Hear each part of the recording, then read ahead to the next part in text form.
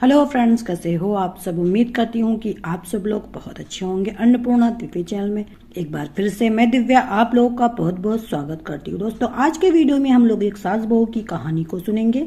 उम्मीद है कि ये कहानी आप लोगों को जरूर पसंद आएगी। कहानी थोड़ी सी भी पसंद आए वीडियो को लाइक कीजिएगा। चैनल पे पहली बार विजिट कर रहे हैं तो अन्नपूर्णा दिव्य चैनल को सब्सक्राइब कीजिएगा और इस कहानी को ज्यादा से ज्यादा शेयर कीजिएगा। तो चलिए फिर शुरू करते हैं। बहू, जरा अलमारी में से वो पेपर और गहने का डिब्बा तो पकड़ा दे।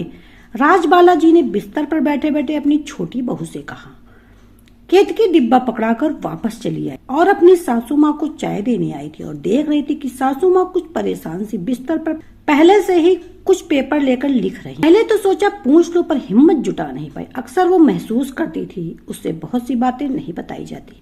बुरा लगता था। 2 साल पहले ब्याह कर आई थी तो सोचती समय आने पर सब पता चल ही जाएगा। इधर केतकी देख रही थी कि उसके जेठ जेठानी जो दोनों काम करते हैं सासू माँ से अक्सर खुसर पुसर करते रहते। क्या बात करते कभी ना केतकी पूछती ना उसके पति हर्ष। शाम को जब उसके जेठ जेठानी ऑफिस से आए सीधे माँ के कमरे में गए। बहुत देर तक कुछ बातें होती रही। तभी केतकी ने सासू माँ के रोने की आवाज सुनी। दौड़कर कमरे की ओर आई और दरवाजा खोलने को ही पर दरवाजा ना खुला। अंदर से जेठ जेठानी की अस्पष्ट आवाज सुनाई दे रही थी। तभी दरवाजे की घंटी बजी और केतकी दरवाजा खोलने चली गई।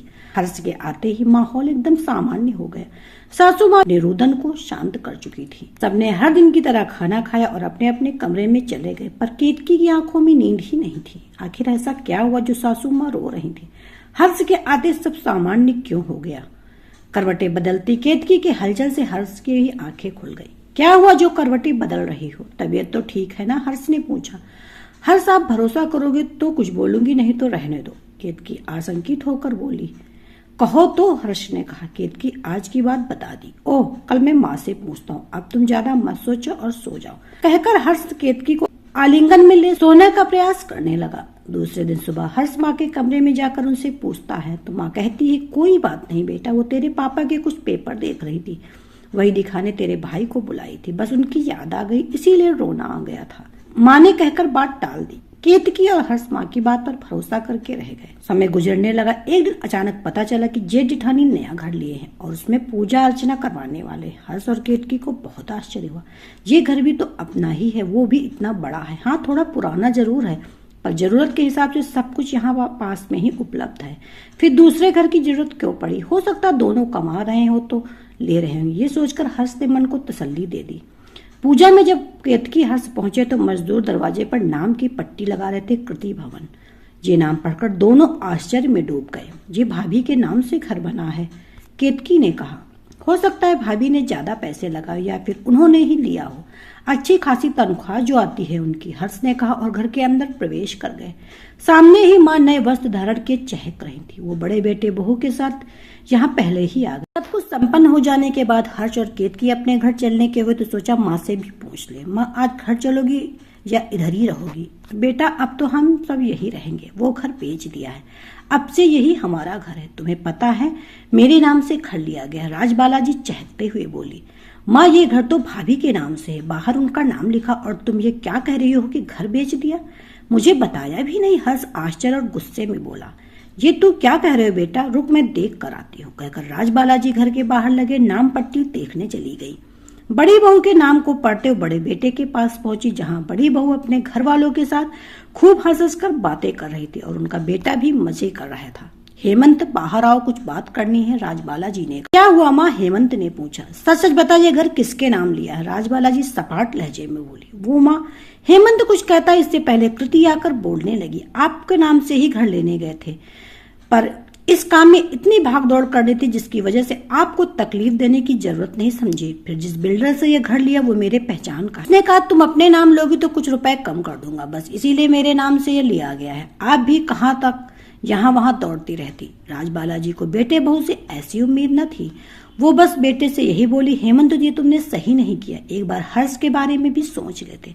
मेरा क्या है, आज नहीं तो कल तेरे पापा के पास चली जा, पर धोखे का उनको क्या जवाब दूंगी। हर्ष ने कभी अपना हिस्सा नहीं खोजा, आंख बंद कर अपने बड़े भाई पर भरोसा करता है। वो उस पर क्या बीतेगी सोचा भी है। जिस घर में रहता है अब वो भी हमारे हाथ से निकल गया। ये घर तुमने अपने नाम से करके उसे बहुत बड़ा धोखा दिया है, देखना बेटा बहुत पछताएगा, कहकर वो हर्ष और केतकी के साथ निकल गई। हेमंत उन्हें रोकने की कोशिश करता रहा पर वो ना रुकी। घर बेच दिया गया था पर कुछ दिनों की मोहलत मिली हुई थी। हर्ष और केतकी पूरे घर को उदास भरी नजरों से देख रहे थे। राजबाला जी अपने कमरे में जाकर रो रही थी, बड़े बेटे की बातें याद कर रही। कैसे वो कह रहा था माँ नया घर ले लेते हैं, हम सब उसमें मिलकर रहेंगे और हर्ष के लिए सरप्राइज रहेगा, वो भी खुश हो जाएगा नया घर देखकर। अभी से उसे कुछ नहीं बताएंगे और राजबाला जी इसके लिए तैयार हो गई थी क्योंकि घर पुराना हो चुका था और मरम्मत करवाने पर भी बहुत खर्च होता। ऐसे में नया घर नए उपकरणों के साथ होगा, ये सब बताकर उन्हें विश्वास में ले लिया था। यही सब सोचते सोचते राजबाला जी कब आखिरी सांस ले ली, ये तो सुबह केतकी जब उन्हें उठाने आई तब पता चला। हर्ष ने बड़े भाई को सूचना भिजवा दी। कृति और हेमंत आए। सब क्रियाक्रम के बाद अपने घर लौट गए। हेमंत ने हर्ष से कहा, छोटे चल, उस घर में हम साथ साथ रहेंगे। नहीं भैया, जिस घर को आपने माँ को धोखा देकर लिया वो उस सदमे में चल बसी। उस घर में मैं कभी नहीं जा सकता। आपको सब कुछ लेना था ले ले, पर ऐसे धोखे से क्यों? मैं आप पर कोई केस मुकदमा नहीं करूंगा। आज से आपका मेरा रिश्ता माँ के साथ ही खत्म समझे, हर्ष ने रोते रोते कहा। हेमंत जान रहा था कि उसने धोखे से सब कुछ हड़प लिया, माँ के साथ भाई को भी धोखा दिया, जिससे माँ के साथ साथ भाई से भी रिश्ता खत्म करवा दिया। ना जाने क्यों उसे अपने आने वाले कल के लिए बेचैनी सी होने लगी थी। उसका भी तो अपना एक बेटा है, कल को कहीं वो भी ऐसा ही धोखा दिया तो। हेमंत कृति से बात करने गया।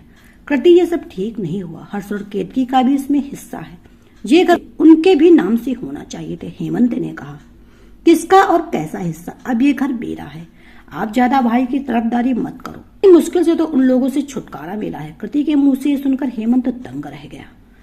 कमरे के बाहर हर्ष और केतकी ये सब सुनकर बिना किसी से मिले अपने लिए आशियाना खोजने चल पड़े, माता पिता की यादों की पोटली लेकर। हर्ष समझ गया था अब किसी पर भरोसा नहीं किया जा सकता, चाहे वो अपना भाई ही क्यों ना। एक धोखे ने केतकी और हर्ष को बेघर कर दिया। तो दोस्तों, छोटी सी कहानी आपको कैसे लगी कमेंट सेक्शन में जरूर बताइएगा। उम्मीद है कि जरूर पसंद आई होगी।